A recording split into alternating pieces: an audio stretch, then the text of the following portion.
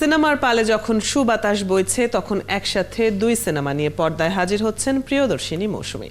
মির্জা সাখাওয়াত হোসেনের পরিচালনায় ভাঙন সিনেমায় এই চলচ্চিত্র নায়িকা জুটি বেঁধেছেন খ্যাতিমান অভিনেতা ফজলুর রহমান বাবুর সাথে। অন্যদিকে আশুতোষ সুজনের নির্মাণে দেশান্তর সিনেমায় মৌসুমীকে দেখা যাবে অন্নপূর্ণা চরিত্রে। শহরের আনাচে কানাচে ছড়িয়ে ছিটিয়ে থাকা সুবিধাবঞ্চিত বিশাল এক জনগোষ্ঠী। এরা সবাই এসেছে দেশের বিভিন্ন প্রান্ত থেকে। ভাসমান এই মানুষদের জীবন সংগ্রামের গল্প নিয়ে মির্জা সাখাওয়াত নির্মাণ করেছেন এই সিনেমাটি। সিনেমাটিতে জনপ্রিয় চিত্রনায়িকা মৌসুমীকে দেখা যাবে ফেরিওয়ালা এক ছিন্নমূল্যের চরিত্রে। চুরি ফিতা বিক্রি করেই শহরের সুবিধাবঞ্চিত মানুষদের সাথে চলে তার বেঁচে থাকার লড়াই।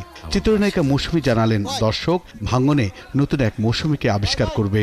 এই গল্পের মধ্যে প্রাধান্য পেয়েছে হচ্ছে ছিন্নমূল কিছু মানুষের চরিত্র, তাদের জীবন যাত্রা, তাদের ভালোবাসা, জীবনের কাছ থেকে দেখা কিছু চরিত্রকে হয়তো বা সাখাওয়াত ভাই আমাদের মধ্য দিয়ে তুলে ধরার চেষ্টা করেছেন, যেটা আমার কাছে খুব ভালো লেগেছে। এদিকে দীর্ঘদিন পরে সিনেমাটিতে প্রিয়দর্শিনীকে দেখা যাবে প্রধান চরিত্রেই। তাই পরিচালকের দাবি, ভাঙন নিয়ে আশাবাদী হল মালিকেরাও। চলচ্চিত্র সমাজের সংসারের প্রতিচ্ছবি, চলচ্চিত্র একটি আয়না।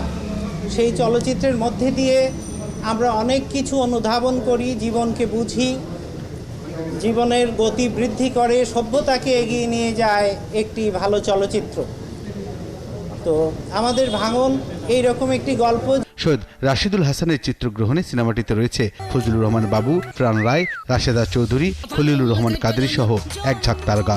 ভাঙন একটি মৌলিক গল্পের ছবি। আমাদের চোখে দেখা, আমাদের আশপাশের ক্যারেক্টারগুলিকে নিয়েই এই ভাঙন চলচ্চিত্রের গল্প। ভাঙন আমাদের মনের মাঝে যে আশা তৈরি করেছে, যে উদ্দীপনা নিয়ে এসেছে, আশা করি আপনারা সবাই দর্শকরা হলে এসে ভাঙন দেখবেন। এদিকে শুক্রবারই মুক্তির মুখ দেখেছে মৌসুমীর আরেক সিনেমা দেশান্তর। কবি নির্মলেন্দু গুণের উপন্যাস থেকে নির্মিত সরকারি অনুদানের সিনেমাটিতে তুলে ধরা হয়েছে দেশভাগের সময়ে মানুষের প্রেম, প্রণয় আর দেশপ্রেমের গল্প। বুলবুল আহমেদ জয়, ৭১, ঢাকা।